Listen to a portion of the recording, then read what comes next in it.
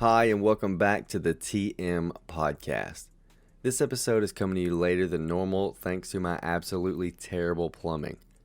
But anyways, today I want to talk to you about Patsy Calloway. It's a case that comes out of the same region of the United States as Heather Teague, and it even involves some of the same members of law enforcement. If you've not heard that episode, I recommend you stop this one and go check that one out. I had an anonymous tip in the Heather Teague case, and that person led me to a man named Darrell Kessinger. Darrell is the brother of Patsy Calloway, a woman who went missing and was later determined to be killed after 20 years of no one knowing what happened. Darrell wanted to talk about his sister's case briefly, so in this episode you'll hear his thoughts about the investigation and some of the issues that he has with how everything went down. I was also sent a book called An Arson, a Wig, and a Murderer by Tina Cummins, which outlines the events in Patsy's case. I had a chance to read it and I'll speak on it at the end as well. But pay attention because this one gets very confusing. So, Patricia Ann Calloway was born on June 20th, 1954. But that isn't where this story begins. She lived a relatively normal life, and things didn't go south for her until she was in her 30s. Specifically, in early 1990, when she found out that her husband, Larry Calloway, was cheating on her. She finds out that he has been having an affair with a young girl named Shirley, and she's pregnant with Larry's child. The child is born later that year in November and is named Nicholas. She tries to confront the mistress, but is beat up by a few of her family members shortly after. Now, there are so many names in this case that it's going to be hard to keep up, but I'll do my best to keep you up to speed with who everyone is.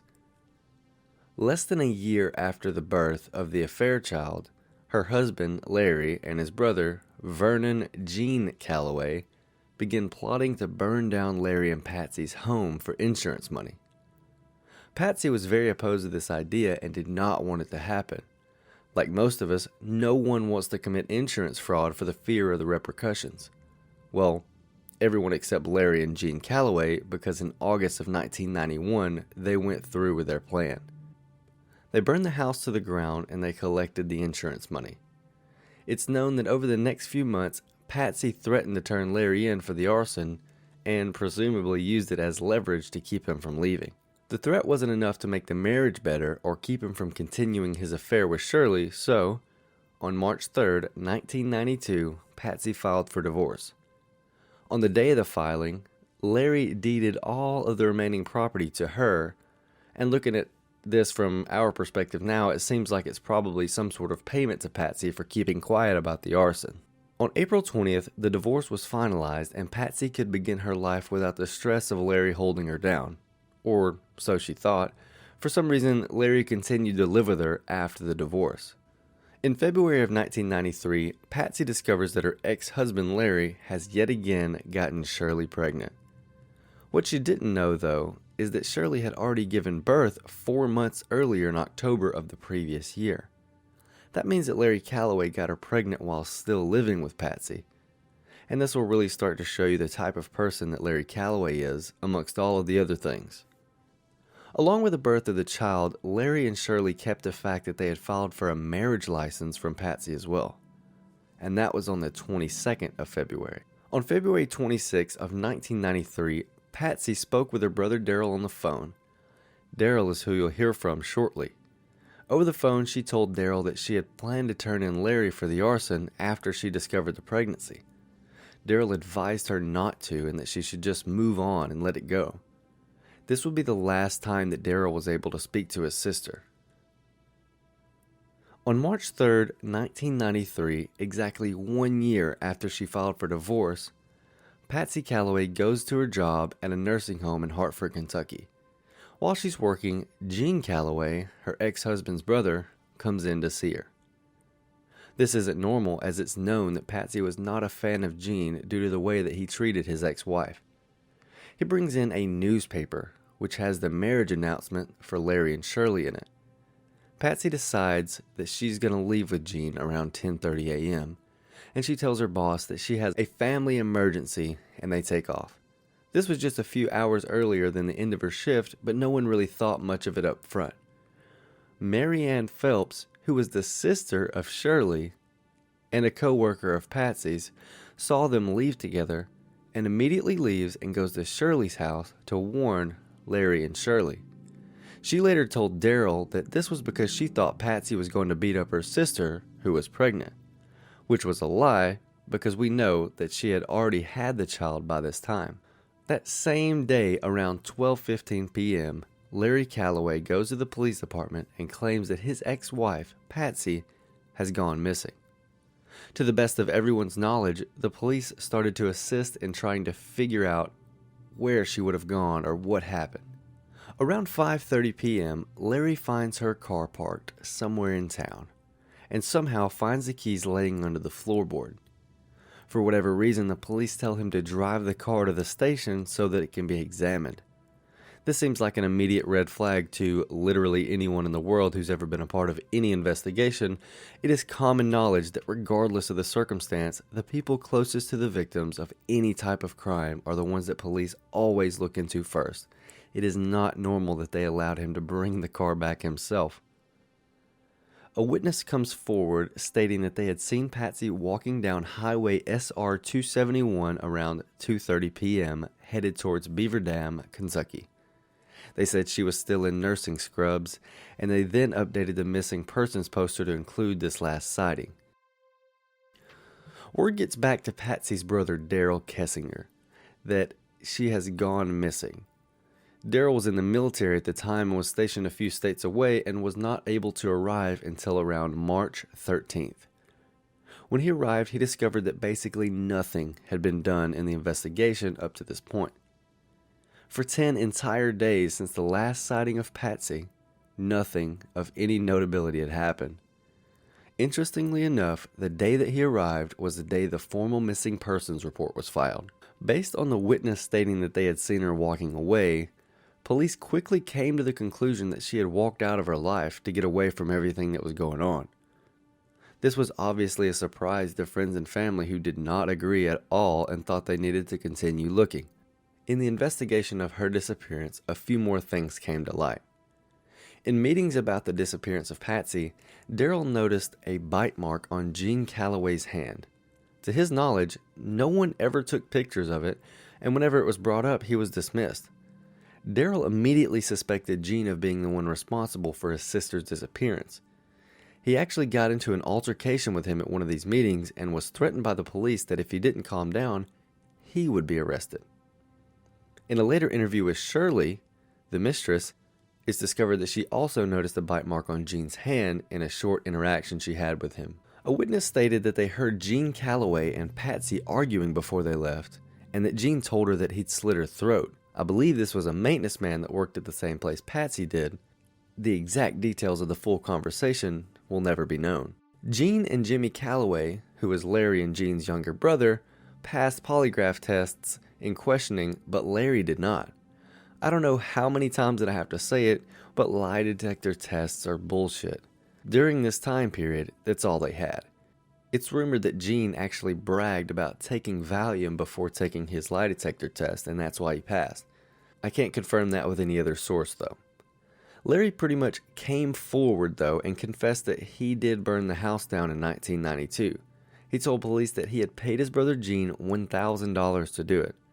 I'm assuming that he knew already that any type of investigation into his life would have probably brought this to light anyways, and he was trying to look good for the police, or he was trying to get his brother in trouble. On June 10th, 1993, Larry and Gene Calloway were indicted for arson. And honestly, this is pretty much where it ended for a very long time. The police stuck to their belief that she just walked away from her life after discovering the marriage. They never arrested Gene, Larry, or Jimmy in the murder or kidnapping. They never searched Patsy's house or any of the brothers' property, as far as anyone knows. It wasn't until almost 20 years later that anything else would happen in this case. Her brother Darrell had never stopped reaching out to different agencies and people in hopes of finding some type of information, with no real luck. With the help of a few key people, to include Tina Cummins, he discovered that Patsy's trailer had never been searched. In July of 2012, he reached out to Ben Anderson, the owner of the trailer that she used to live in.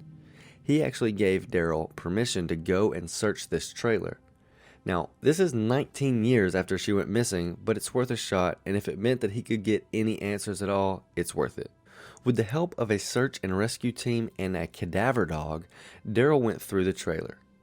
The cadaver dog walked right into the trailer and immediately sat down in the bathroom. When a cadaver dog does this, it means that it has identified some form of remains or the scent of a body or blood. The dog also laid down in Patsy's bedroom on the other side of the same wall. After this, Darrell got a forensics instructor to come out to the trailer and spray some materials used to test for blood, and believe it or not, the instructor actually discovered a few locations of blood spatter on the walls and ceiling of the trailer. There were also bloodstains underneath the carpet and linoleum. At this point, Darrell decides to call the police and let them know what they had found. The police actually dismissed him, pretty much saying, "Why are you there? What are you doing?" All that Patsy's blood would prove is that she's dead, which is not only unprofessional, but immensely disrespectful. They did not want to go back and search the trailer at all, even though blood had been found. It was also determined that the people that lived in the trailer after Patsy complained of a terrible, undescribable smell in the trailer that they had to use carpet shampooers to remedy. They said that every summer, when it got hot, the smell would come back by the bathroom and they would have to clean it again.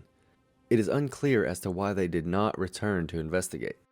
During the same time period, Darrell arranges a meeting with some of the Calloway family, and according to Darrell, Jimmy Calloway, Jean and Larry's younger brother, told him that he had actually seen Patsy's body that day. He said that around 11:30 or 12 on the same day she disappeared, he saw some trash bags in the back of his brother's blazer. When he touched one of them, he said it felt like a shoulder.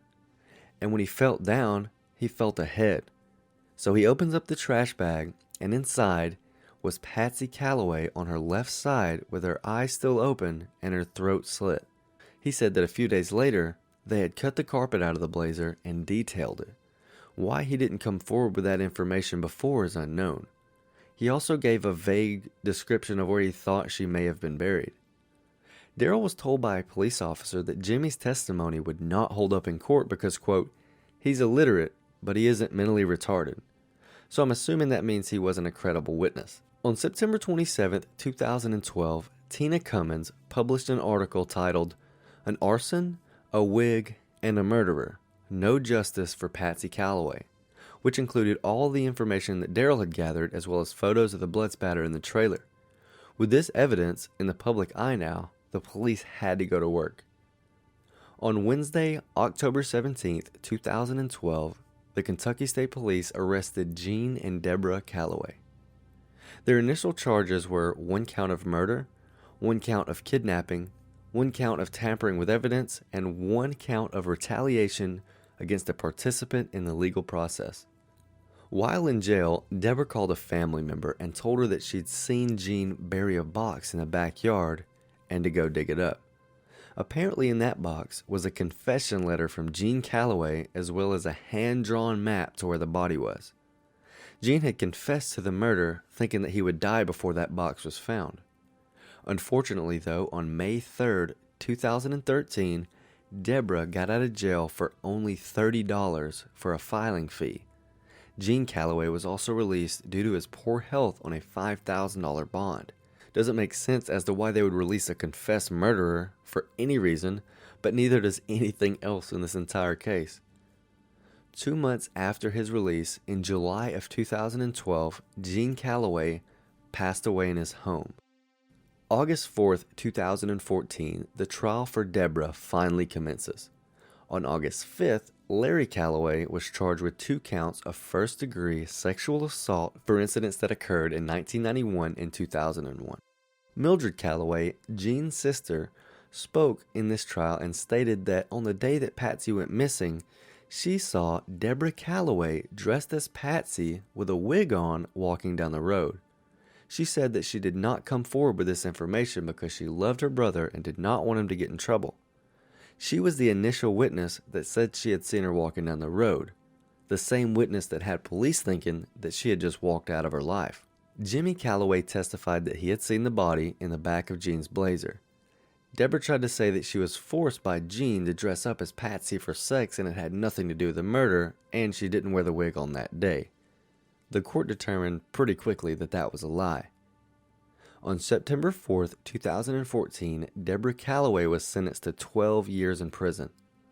Also on September 4th, Larry Calloway had these charges added to his list: 9 counts of sexual abuse, 1 count of incest, 1 count of rape, and 1 count of sodomy. All of those charges were committed against children under 12 years old.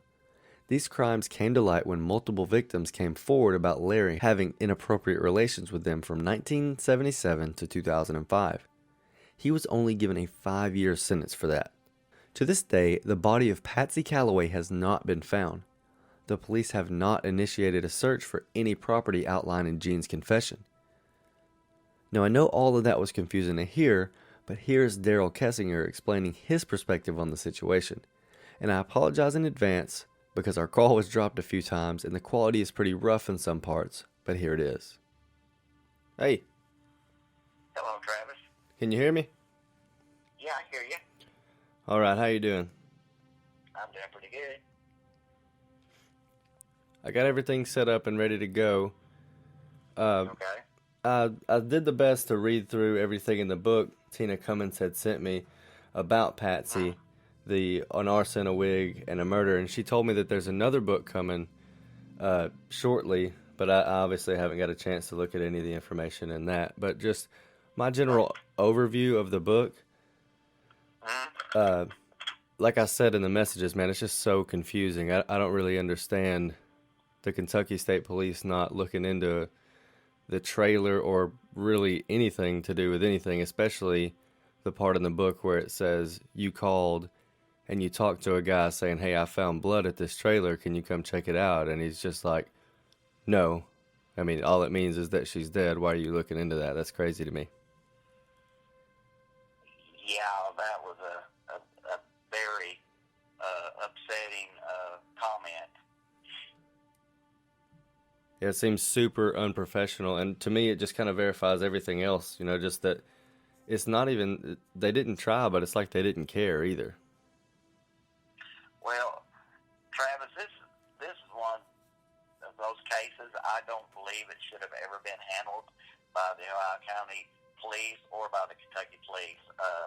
I believe on the onset, and Tina concurs with that the FBI should have been brought in on this case for the simple fact that this is going to go down as one of the greatest murder plots ever planned out and carried out by a single family that involves so many family members. Yeah, and reading through I lost count of the names. I could hardly keep track of all the names of the people that were involved.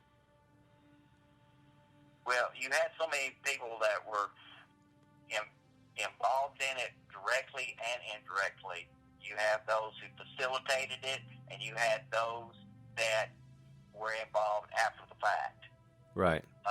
And oddly as it may sound, even this generation today, Travis, knows as much about this case as I do. And that's remarkable, that they continue to carry this on as if, it was some type of a holiday, and they absolutely have no remorse. No one in that entire family has ever came forward and apologized to any of our family for what happened. That's crazy. It definitely shows no remorse, that nothing even happened. And I read through some of the phone call conversations between Larry and Tina, and I kind of got that feeling even from him, where he just wasn't really letting anything out, and it seemed like he didn't even want to talk to it based on how the conversation went down. Yeah, and what's really amazing about this case, and that has just dumbfounded me, and any other logical law enforcement officer that I've talked to is an overwhelming amount of evidence that they had the day of and there shortly after. I mean, 20 years later, I didn't know any more now than I knew back then. And it's just astounding that it took so long to prosecute this case. Because a lot of these cases, one, you don't even have a suspect. Secondly, you don't have all of this evidence, and it wasn't circumstantial evidence. These were facts, and they were just, I don't know if they were just completely ignored or they just wanted this case to go away, or a little bit of both. Yeah, that's what I'm feeling, is that they may have just wanted it to go away. They might have been, you were pressing them really hard with all this information, and maybe they just finally wanted to shut it. I kind of feel like as fast as everything happened towards the end, that they probably already knew the answer way back then. They just didn't do anything about it. Well, the genesis of this whole thing started with Larry Calloway seeing this underage girl. That is the genesis. Right. And from there, it escalated in 1992, Patsy being beaten up. And then from there, it went to them conspiring to commit arson. And see, that's another whole spectrum of this whole case, is the way the arson played out. You basically had three brothers in there, and Debbie Calloway absolutely was not even in the trial, even though she was involved. She wasn't in that particular trial. But you basically had one brother that gets on the stand and says, "I paid my brother $1,000 to burn my house down." The other brother gets up and basically says, "No, you didn't." The third brother gets up there and just shows him, the other two, just how crazy he is. And so it was a kangaroo court. And boy, oh boy, did the jury get it wrong. But you know, it's too late now. They know they got it wrong. But what do? You know, you just got to walk out there and hold your head down and ask yourself, what just happened? Right, and I read in her book where she's basically thinking that Patsy was blackmailing him to sign over all the things to her after the arson and after the divorce, or blackmailing him with the information that she had about the arson, saying that she was going to turn him in. Do you think that played a key role in how everything happened, just that one bit of information? I believe that was an intricate part of it, because Patsy, I don't think it was just only the blackmail and the arson. I believe she may have also been threatening with turning him in for having this affair with this underage girl. So it could have been a combination of both. One can deduce that is the case. Based on everything that transpired from that, and but when you go back and look at the overwhelming amount of evidence, I mean, I've always have said, I will continue to say this: had I had a badge, I would have solved this case easily in 1993. Because, I mean, if you look at the circumstances that happened that day, you can see how it was pre-planned and premeditated and all planned around this narrative that Patsy was just running away. And of course, the police got so absorbed in that narrative that they really didn't even look into the real facts. And I mean, you've got a bite mark on the main suspect's hand. He's the last person that's seen leaving the her leaving. Right. You have a person dressed up and goes out walking to give the appearance that she's Patsy, only to divert the police and believing that, yeah, she's running away. But all of that had to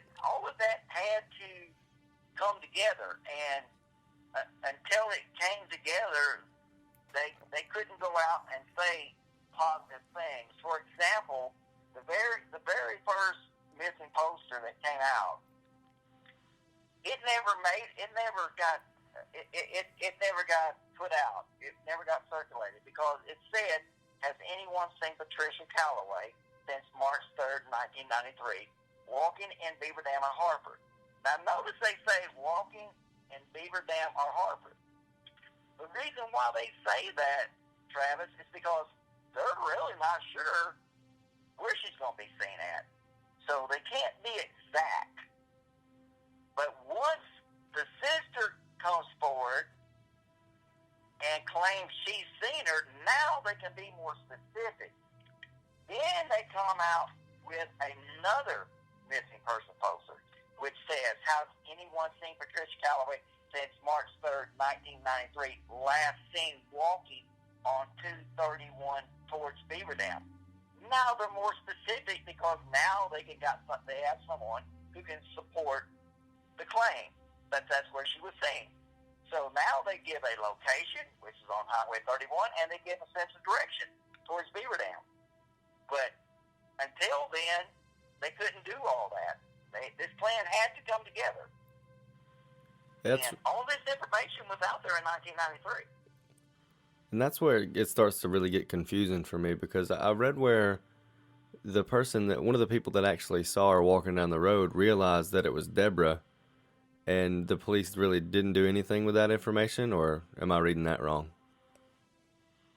No, they absolutely did nothing with any information.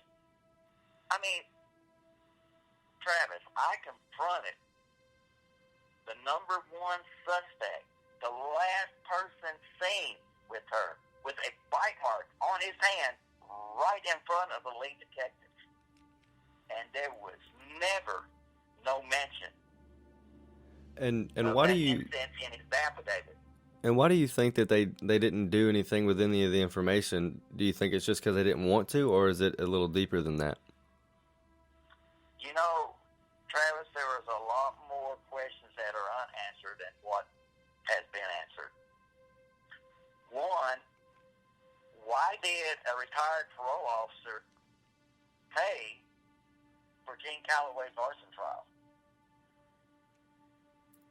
I didn't know that. Secondly, why is there no record of Larry Calloway going into the police station 3 times that day? Why is there no record of Jimmy Calloway going in and reporting that he seen Patsy's deceased body in the back of his brother's Blazer?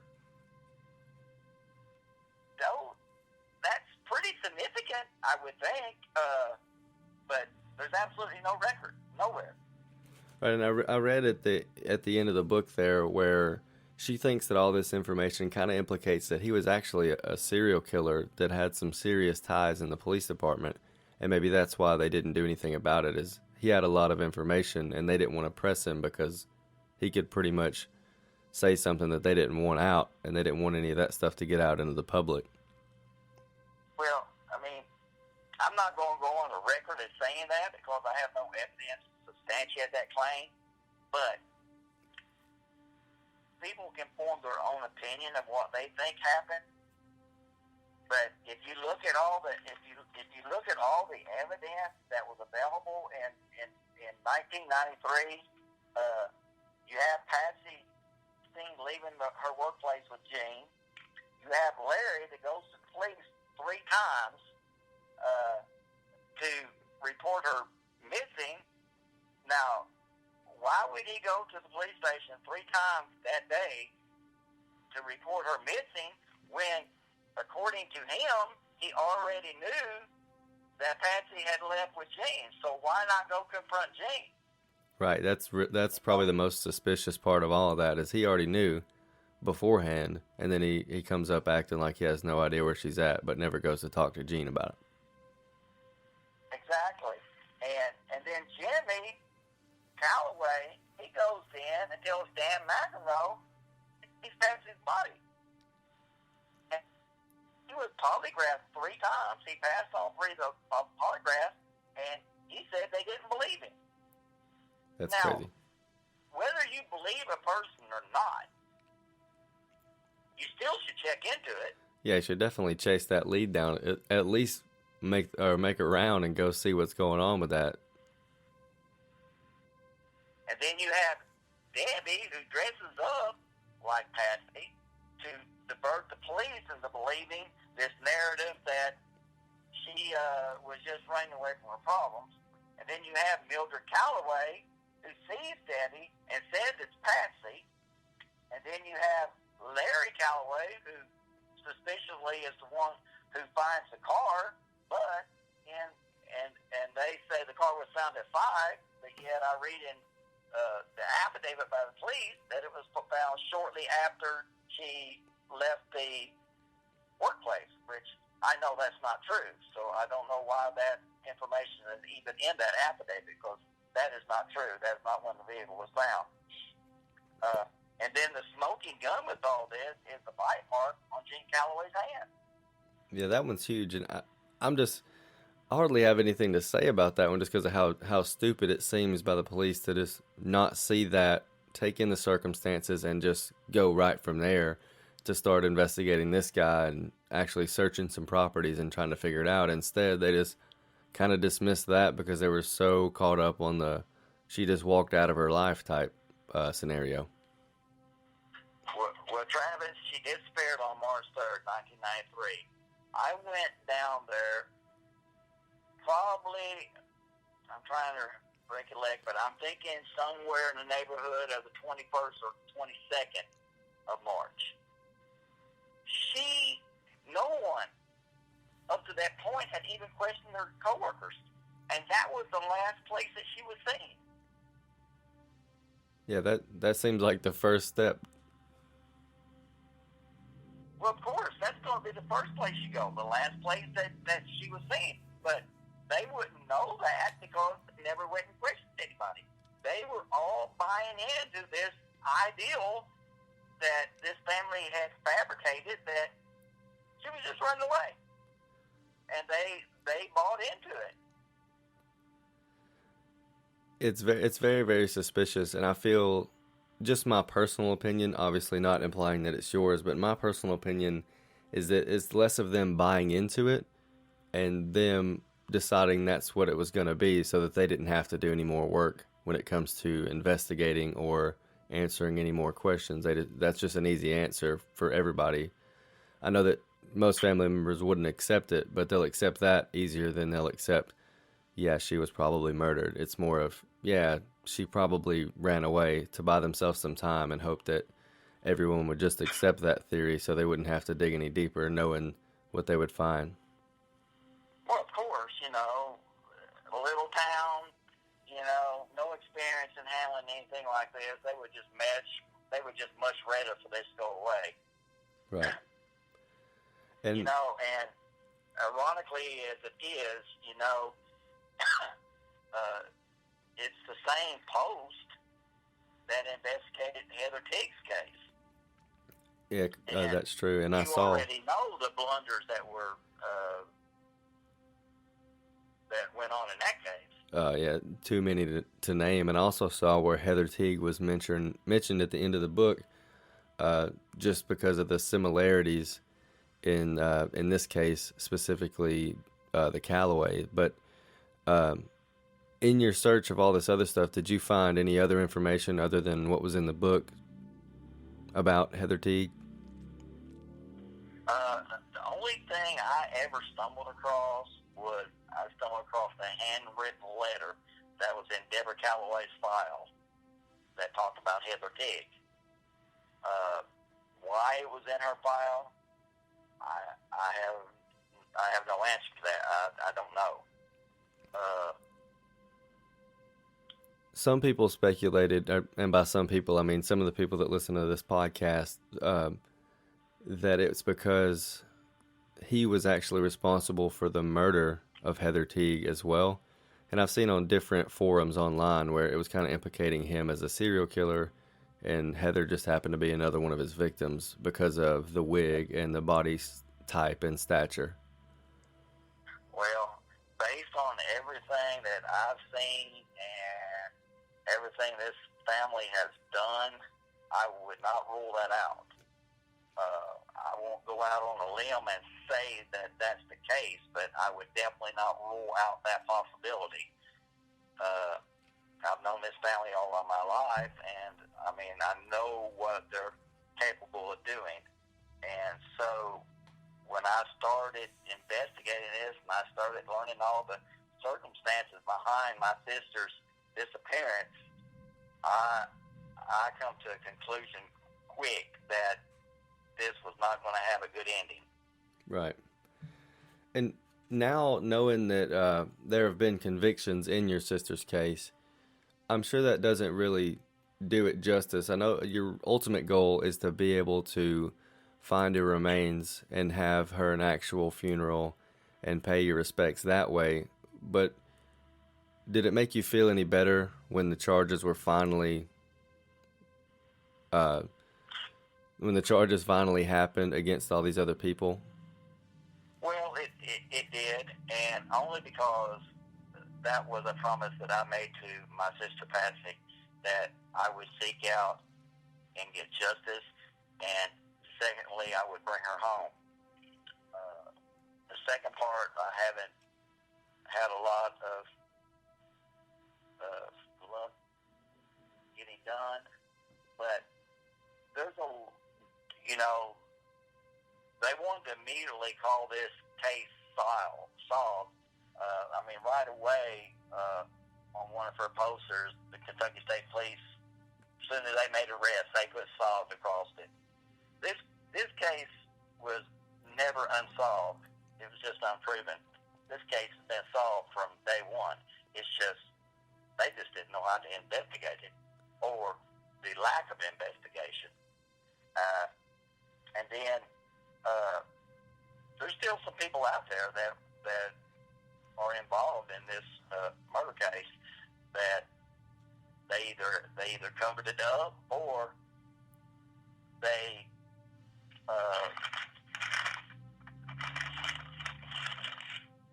were necessary after the fact.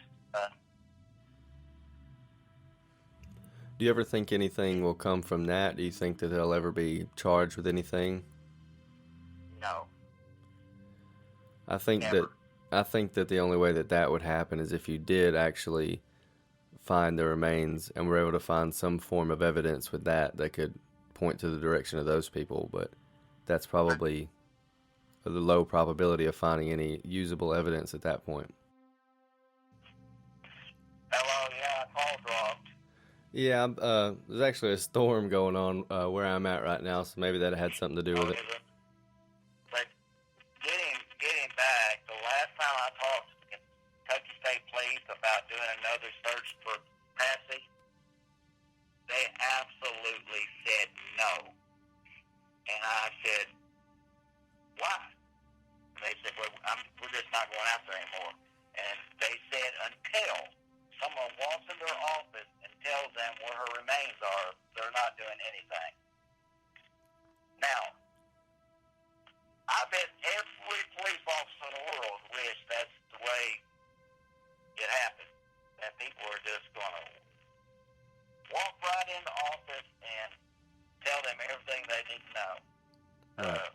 That was the most ridiculous response I had ever heard in my life.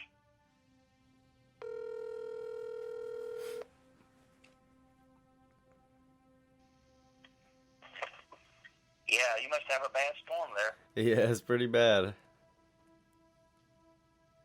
But the last thing I was saying is, correct me if I'm wrong, but the one guy who said that he had seen the body also said that the remains would be on someone's property, like someone's farm. Well, he didn't say say that exactly. Actually, give me directions to another location that was nowhere near that location. You know, I've always stuck to what I've known as fact.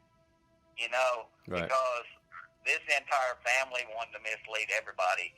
They had fabricated so many different stories. And of course, police ran and chased some of them, but I always stuck with what I knew were facts.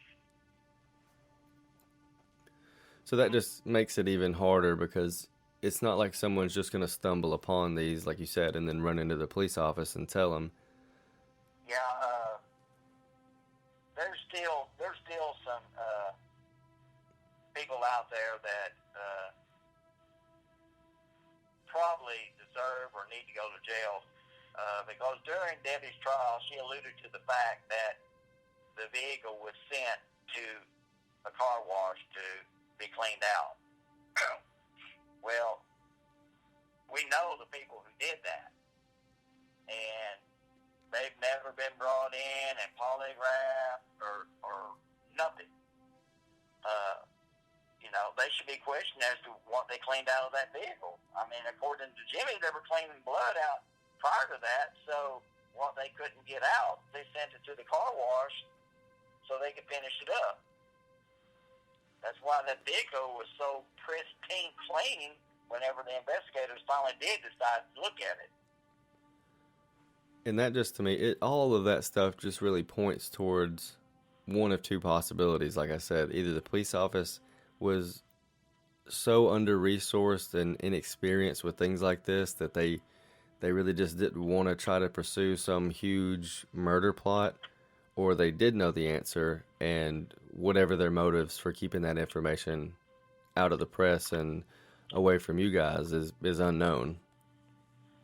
Well, from what I understand, and from what everybody's told me, that the investigator, he was supposed to be like the number one top-notch detective that ever walked through Ohio County, Kentucky. But he never sees the bite mark. I find that very, very suspicious. Oh, for sure. I mean, I look at it this way. If I'd seen it one time, and if he was doing his job, he's seen it 1,000 times. Yeah, because he definitely had to talk, especially if he came to the police office 3 times in one day. You had to see that. Or if well, that wasn't him that came that to the was, police station 3 times. That was his brother Larry. Larry. Yeah, Larry. But he was trying to create himself an alibi, which Tina and I discovered that he wasn't where he said he was supposed to be that day. Right. All of it together, I really just, I don't understand. I get, after I read the book, what makes it so confusing is you got so many freaking brothers involved and so many family members involved, and every one of them covered for the other one. I mean, you got the sister right up in the middle of the trial when they asked her why she lied about seeing Debbie that day. She said because that was her brother and she loved him. So that made murder completely okay. Right, that seems ridiculous. But all in all, after going through and seeing the narrative as a whole, I feel for you, and I hope that something comes of either this or just in the next few years and months to lead you to those remains, since the police obviously aren't going to help. Would you rather the people get with you, and if so, how would you like them to do that? Well, they can call me at 479-886-0450. That would be the best means of them contacting me. Okay. I really don't like to give up my address that much because there are still some bad guys out there. For sure. And I have had some death threats as well as Tina, because there are some people out there, they don't want the truth to be out there. But Tina and I, we've done some in-depth investigating on this family, and it's terrible that all of them were involved in this web of lies and deceit and murder and the arson and whatever else that they were involved in. So nothing surprises me anymore. Right. Yeah. I'll also put your phone number in the post that I make. What I normally do in my episodes, especially ones like this where someone calls in, like I did with Sarah Teague about Heather, is what I'll do before I put the call into the audio.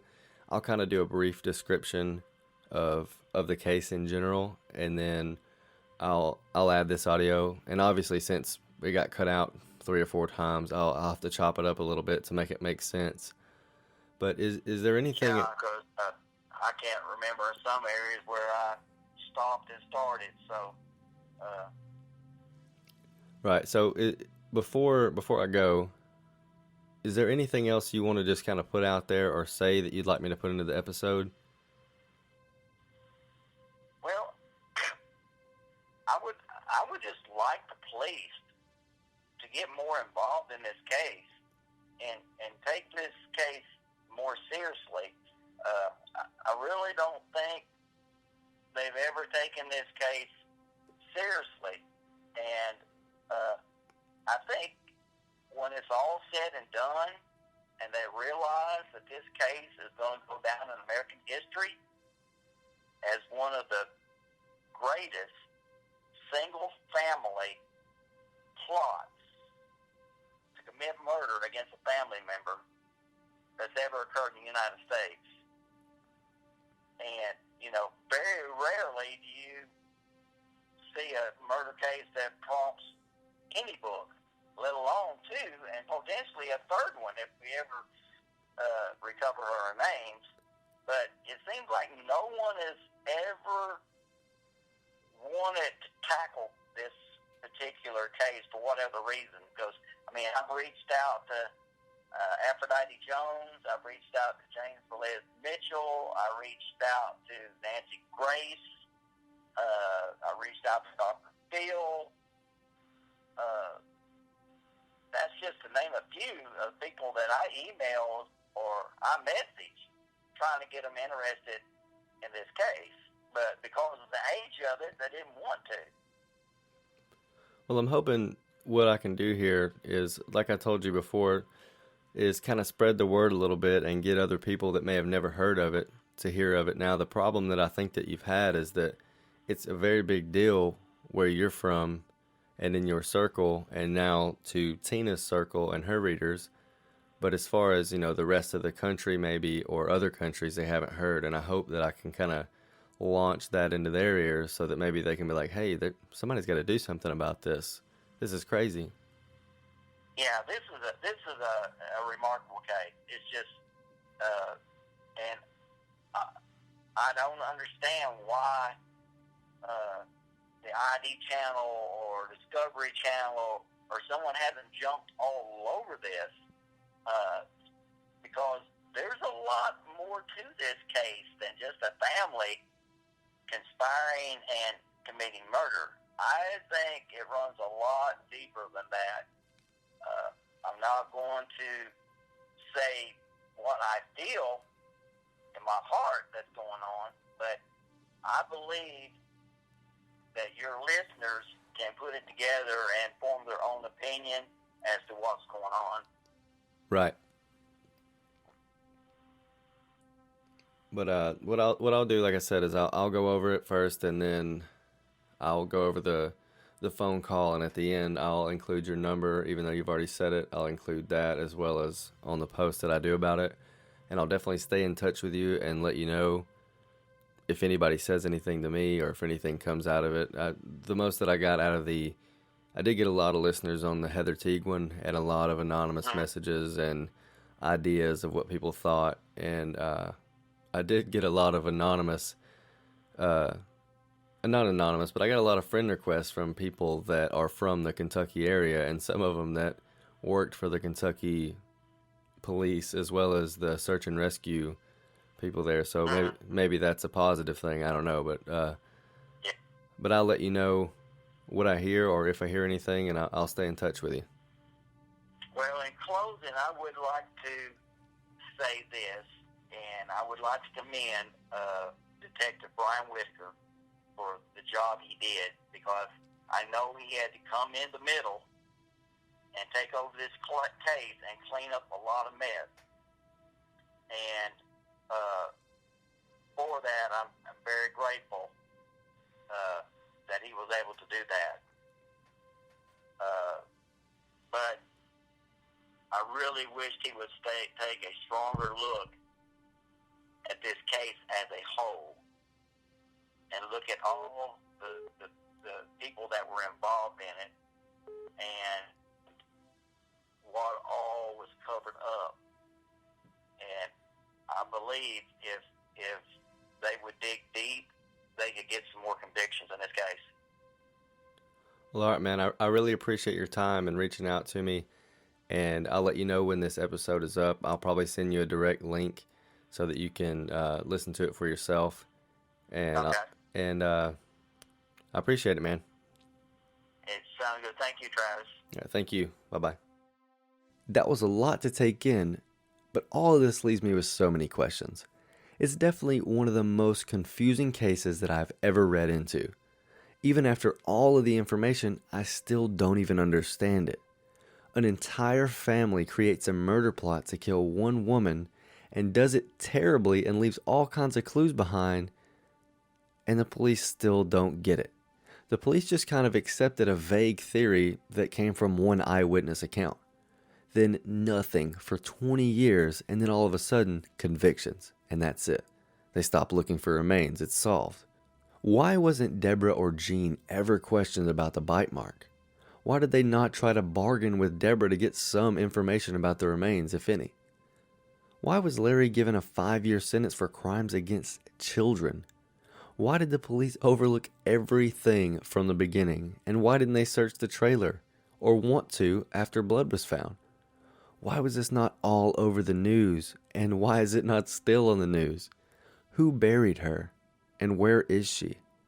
So many questions and so many mistakes in this case, and it doesn't make sense. In the first of this episode, I spoke of an anonymous tip. After my Heather Teague episode, I received a tip that Jean Calloway fit the description of the abductor.